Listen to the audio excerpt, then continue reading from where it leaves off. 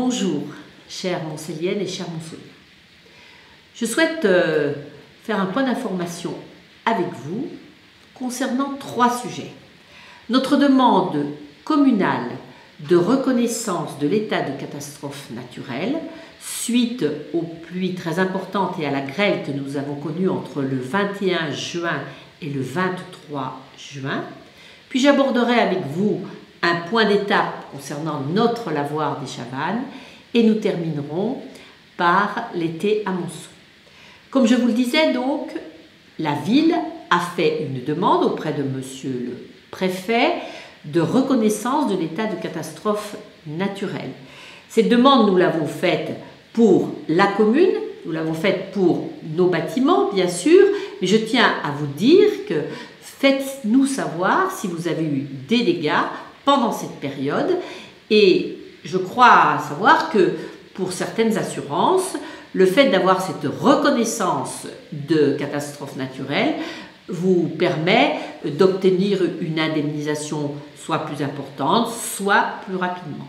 Donc faites-nous savoir. Je tiens aussi à vous dire que nous avons eu dans nos bâtiments des dégâts très importants, des dégâts très importants à la mairie, des dégâts très importants au syndicat des mineurs, au centre sportif Salengro que nous avons dû fermer, des dégâts en centre-ville, à la maison de la parentalité, dans nos écoles, au musée de l'école. Enfin, je tiens aussi à remercier tous les agents de la ville qui se sont mobilisés pendant cette période très difficile, notamment le lundi après-midi 21, et puis aussi les sapeurs-pompiers, et puis aussi les maîtres et les maîtresses dans nos écoles qui se sont mobilisés pour mettre à l'abri nos enfants. Vous avez entendu parler dans la presse du sujet concernant notre lavoir des Chavannes. L'État, il y a maintenant plusieurs mois, nous a proposé de nous céder le lavoir des Chavannes, cession à l'euro symbolique. L'État ne peut faire ce type de cession qu'à une commune ou un établissement intercommunal. Ce n'est pas une cession très intéressante étant donné l'état du lavoir des Chavannes. Ce lavoir des Chavannes, nous souhaitons, et nous l'avons dit, et je vous l'ai dit plusieurs fois, le mettre en valeur. Le mettre en valeur, ça veut dire le mettre en lumière et aussi faire en sorte qu'il ne pleuve pas à l'intérieur du lavoir des Chavannes. Il ne s'agit pas, bien sûr, de restaurer ou de remettre, de réparer l'intérieur, mais il s'agit simplement de pouvoir couvrir le lavoir des Chavannes. Ça représente déjà un coût très important. La ville, depuis un certain temps, alors que c'était la propriété de l'État et que ça l'est toujours, entretient le lavoir des Chavannes grâce à l'action de l'association de sauvegarde du lavoir des Chavannes qui a fait un travail de débroussaillage très important. J'ai dit très clairement à l'État, à monsieur le préfet qui représente l'État, que je signerai cette cession du lavoir des Chavannes à plusieurs conditions. Même si nous ne pouvons pas mettre de clause suspensive dans l'acte de cession. Les conditions sont les suivantes. Il faut que l'État nous accompagne à hauteur de 400 ou 500 000 euros pour faire en sorte que le lavoir des Chavannes soit protégé. Je dirais le clos et le couvert.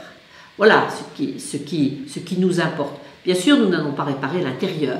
Ce qui nous importe, c'est de pouvoir mettre en lumière le lavoir des Chavannes comme un édifice industriel du XXIe siècle.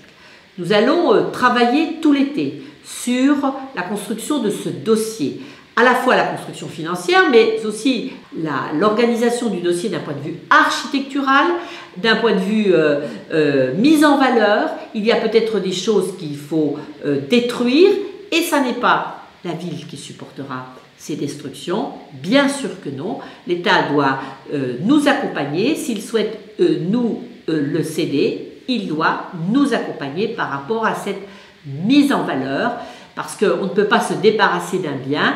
Et je veux vous dire aussi que ce qui compte pour nous, c'est de mettre à l'abri aussi le lavoir des Chavannes contre des cessions à des ferrailleurs et un appel d'offres pour la cession qui serait compliqué et je ne porterai pas la responsabilité, et avec mon équipe non plus, d'une destruction du lavoir des Chavannes. Il y a aussi un projet d'un investisseur qui s'est fait connaître il y a maintenant plusieurs années sur le lavoir des Chavannes. C'est un projet que nous regardons aussi, mais on doit passer déjà par la cession à l'euro symbolique et par l'engagement de l'État de nous céder un bâtiment dont le clos et le couvert sont protégés. Voilà ce que je souhaitais vous dire sur ce sujet. Je n'hésiterai pas à vous tenir au courant très régulièrement.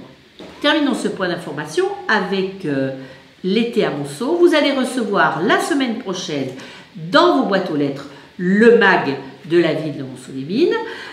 Vous avez dans ce mag toutes les activités du mois de juillet et du mois d'août, des activités de loisirs, des activités sportives, des activités d'aventure et des activités culturelles.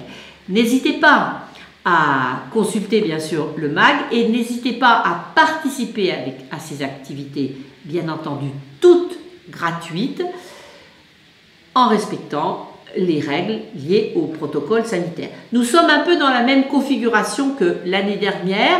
Vous savez, l'année dernière, nous étions organisés, nous avions réussi un été à Monceau. Donc, nous sommes dans les mêmes configurations avec le respect des règles sanitaires, des référents sanitaires et puis toute une organisation, comme je disais déjà l'année dernière, en petite jauge. Voilà, chères Moncéliennes et chers Moncéliens, ce que je souhaitais vous dire. Je souhaite aussi remercier tous les agents de la ville qui participent à l'été à Monceau, qui sauront, j'en suis sûre, vous accueillir, vous divertir. Au plaisir de vous retrouver sur les sites de l'été à Monceau. À très bientôt.